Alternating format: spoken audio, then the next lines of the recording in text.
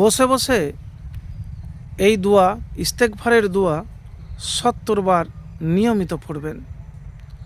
দ্রুত আপনি বড় ধনী হবেন, অনেক টাকা পয়সার মালিক হয়ে যাবেন। প্রিয় ভাই, আমি যে আমলের কথা বলবো, আমার কোনো বানানো বা ব্যক্তিগত আমলের কথা বলবো না। অনেকেই বলে যে দোয়া করে কি টাকা পাওয়া যায়, কোটিপতি হওয়া যায়, বড়লোক হওয়া যায়, ধনী হওয়া যায়। তো যারা ইমানদার, মুমিন, মুত্তাকি, আল্লাহওয়ালা, তাদের একটাই ভরসা, সেটা হলো আল্লাহর উপর ভরসা। মানে সব কিছুর মালিক হলো আল্লাহ সুবহানাহু ওয়া তাআলা। আল্লাহ সুবহানাহু ওয়া তাআলার কাছে যদি আপনি চান, ধৈর্য ধরে কষ্ট করে দোয়া প্রার্থনা করেন, সাহায্য চান, অবশ্যই পাবেন। তো তার জন্য আপনাকে মুত্তাকি, পূর্ণ ইমানদার, মুমিন হতে হবে, সমস্ত পাপাচার থেকে বাঁচতে হবে। এবার ধনী কীরকমভাবে আপনি হতে পারবেন দেখেন, আমি আপনাকে এতটুকুন বলবো যে আয় বৃদ্ধি ও বিনিয়োগ ব্যবসা করতে হবে। আয়ের একাধিক উৎস তৈরি করুন। শুধু চাকরির ওপর নির্ভরশীল না থেকে আপনি ব্যবসা করুন।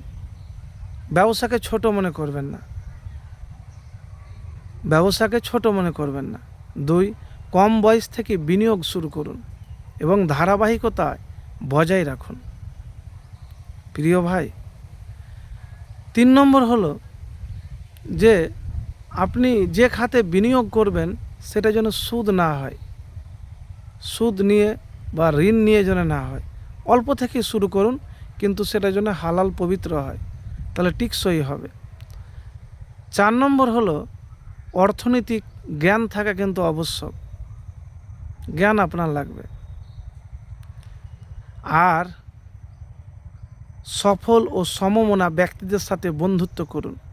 নিজের দক্ষতা বাড়ানোর, নতুন কিছু শেখার জন্য সবসময় প্রস্তুত থাকুন। বুঝতে পেরেছেন?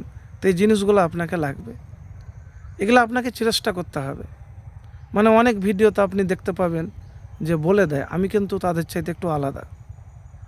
এবার আপনি যদি পড়াশোনা করেন, দেখেন মানুষ তো রিক্সা চালায়, অনেক পরিশ্রম করে, তারা কোটিপতি কেন হতে পারে না? দেখেন, আল্লাহ যার যা নসিবে লিখে রেখেছে সেটা হবে, কিন্তু দুয়াতে ভাগ্য বদলায়। আপনি যে পরিশ্রম করছেন, আল্লাহর কাছে সাহায্য চাইছেন, দোয়া করছেন, যখনই আপনার দোয়া কবুল হয়ে যাবে, আপনি ধনী হয়ে যাবেন, ভাগ্য বদলে যাবে। তো যে আমলের কথা বলেছি, সকালে এবং সন্ধ্যাতে বা দিনে প্রতিদিন ৭০ বার আস্তাগফিরুল্লাহ পাঠ করবেন, এক জায়গায় বসে, দিয়ে আল্লাহ সুবহানাহু ওয়া তাআলার কাছে দোয়া করবেন।